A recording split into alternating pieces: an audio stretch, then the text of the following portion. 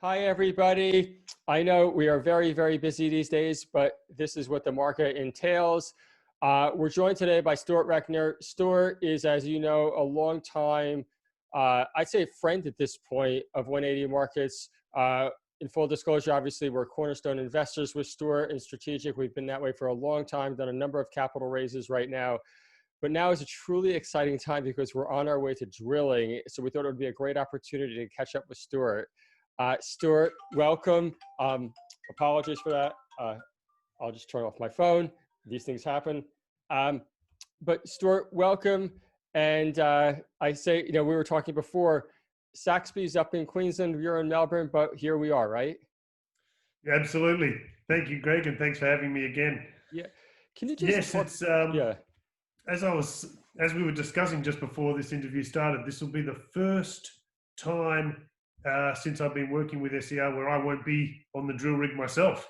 Lockdown in Melbourne is what it is, and I'm disappointed not to be there. But yeah, the rig's on site, and we'll start drilling this week. And just tell us your thoughts about Saxby. What are you looking for from a high level? Gold, high grade, thick intersections of gold is what we're looking for, Greg.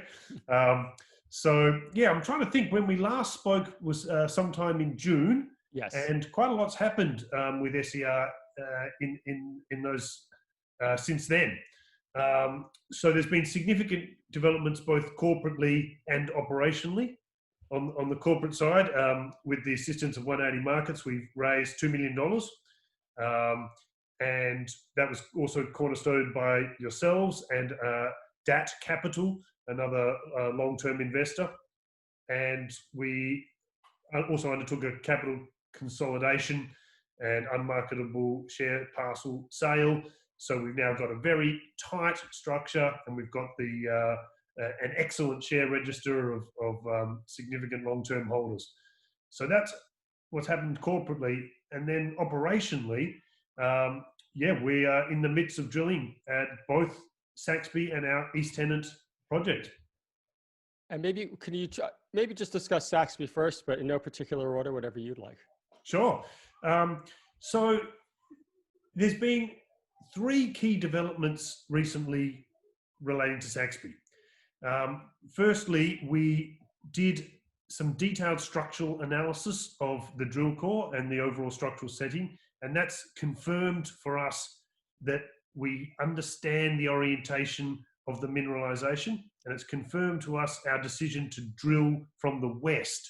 All the historic drilling at Saxby has been drilling from the east, and we believe that drilling from the west will place us in a better position to intersect the mineralization. And the structural analysis has really confirmed that hypothesis for us. The second key development is we did a detailed study of the alteration of Saxby. Alteration is the changes that occurred to the surrounding rocks when the fluids came through, and that analysis has confirmed for us that we're dealing with an iron oxide copper gold system, or an IOCG system. And we see those IOCG systems throughout the Cloncurry region, throughout that eastern succession. And like just south of Saxby, we have the giant Ernest Henry copper gold deposit. And so we've now become convinced that Saxby and that entire belt that we're in is an undercover extension of the Cloncurry belt. So that led us to the decision to secure a huge land holding all around Saxby. So we've pegged another well over 1,000 square kilometres, and we now control the entire belt. And we thought that was an important decision based on what we've seen in the rocks, and to really do that before drilling commenced. Is that because once drilling commences and there is a very good strike, the land around it just jumps in price, so to speak? Absolutely, or other explorers will almost certainly move in. Okay. And in the same, using the same logic, we also took the opportunity to extinguish a historic royalty that existed over the Saxby project. So there was a 1.5% net smelter royalty. And the company that held it had since moved out of mining. So we paid them a small sum and have completely extinguished that royalty. So now we have the entire belt, 100% SER, no encumbrances of any kind. We're Totally private. unencumbered. That's it. If there's any kind of discovery there, it's all out. Right. And I suppose, again, for a small amount of money to make sure you get all the upside, it's just a very good use of capital on a risk reward basis. Absolutely. Because we're here to make a major discovery. That is our goal, plain and simple. Right. So if we can make sure that we enjoy the 100% benefit of that discovery, then we must do that. Right. Go big or go home, so to speak. Precisely. And can I just ask you, the drilling process, and bear in mind, we're not necessarily all technical geologists. Can you just explain how you're drilling? Because it's not just like you just drill in a straight line, is it? No, Greg. So at Saxby, we're using a combined drilling technique. The first part that we'll be drilling through, which we call the cover, we'll be using a technique called mud rotary, which is kind of an open hole technique like they use in oil and gas, and that can drill fast and effectively through the cover, which we're not interested in. Then when we hit the basement, the hard rock where the gold will be, we switch to diamond drilling, which will produce a drill core that we can use to analyze the structure and the mineralization. And the structure that we're targeting, the gold at Saxby, we believe it to be like a vertical plane, nearly vertical plane, say, of that kind of orientation. So we Right. don't drill vertical holes straight down because we could miss it. We're going to drill inclined holes coming in from the side. It gives us a better chance of hitting it I see. and piercing that structure. That makes a lot of sense, right? Because otherwise you could actually miss it by a few meters, hypothetically, and you'd never know the difference. You'd think you'd come up short, but you were just really just a tiny bit off. That's right. And there are vertical holes have the advantage of they're generally faster, cheaper, and they don't deviate as much. So there are some risks with an inclined hole, but we're confident we can manage those risks with what we've learned in our previous drilling campaign. Right. And also, and at Saxby, can you just tell me, or tell the audience, I suppose, what's the definition of success? Like, what would, in your mind, you'd love to see? Well, let's look at the three key historic intersections that we're chasing up. There was 9 meters at 11 grams per ton gold from Anglo American, the discovery hole. Then there was 8 meters at 15 grams per ton from Anglo Gold Ashanti. And then when we came in late last year, we got 6 meters at 12 grams.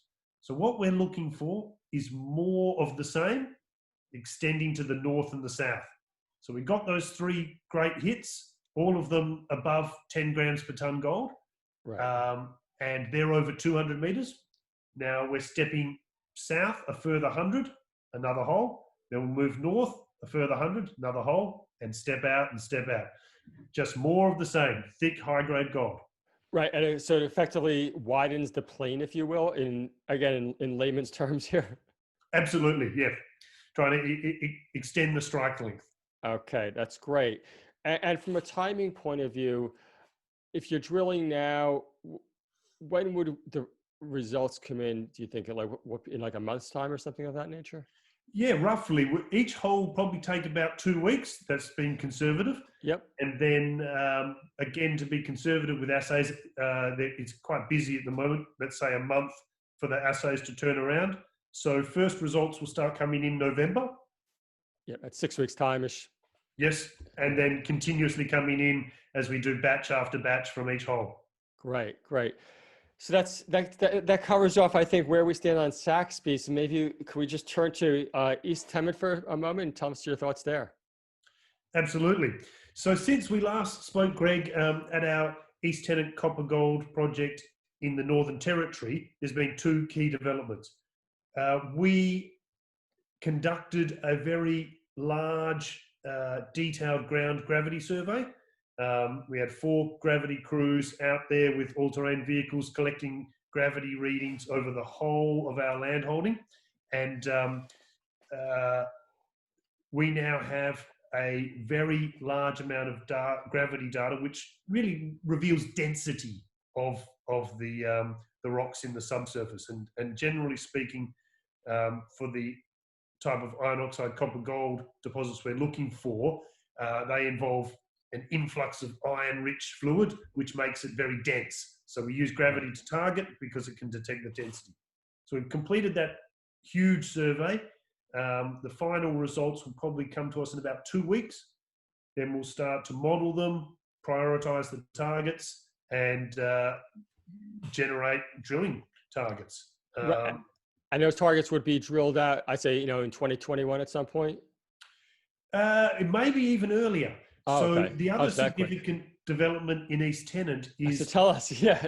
Yeah, well, in that region, the government, that is the Mineral Exploration Cooperative Research Centre, Geoscience Australia, the federal government, and the Northern Territory Geological Survey have combined together to do a major drilling campaign funded by the government all around our ground. So the government started drilling there yesterday, and they'll be putting 10 holes down. And that, because this is a new undercover region where there's been little to no exploration, this will be critical to help us understand what's going on, and could significantly upgrade the value of our tenements. And I suppose in some ways it's very financial. You're getting almost a free look, so to speak, and not on your dime, or not on our dime, so to speak. Absolutely. So yeah, any hint of copper gold mineralization in those government holes will be fantastic for us, and the other main neighbor surrounding us is Newcrest. Okay. So they'll also be watching that program very, very closely. So yes, we've done our survey. We'll process our targets. We'll see what the results from the government drilling are, and then we'll narrow down our targets and head out and drill them ourselves. Great, Stuart. Again, this is really just a catch up, but I think that, it highlights just how much work you're doing behind the scenes that is now actually going to be really heavy news flow, virtually from now, I suppose, over the next 6 months even. That's it. We'll be, us and with the government drilling as well, we'll be continuously drilling till the end of the year. And there should be a steady flow of assays that follow. Fantastic. Hey, Stuart, anything in closing that you wanted to share with the audience that we maybe haven't covered off at this point? I'll make 2 extra points, Greg. Yeah. One is we remain well funded, thanks to yourselves and our shareholders. Absolutely. So we're well funded to complete those drilling campaigns. And one of our core skills is in project generation in copper gold, and we have some very exciting new developments in gold and copper in New South Wales and Western Australia that will be coming online in the near future. Now, we don't want to confuse the message. Really, Saxby and East Tennant are focused for now, but just want your audience to know, and our shareholders to know, that we have the pipeline. We're generating new projects internally, and there'll be a steady flow of new copper gold projects as we roll into the new year. Great. Thank you, Stuart, and be well. Thanks, Greg.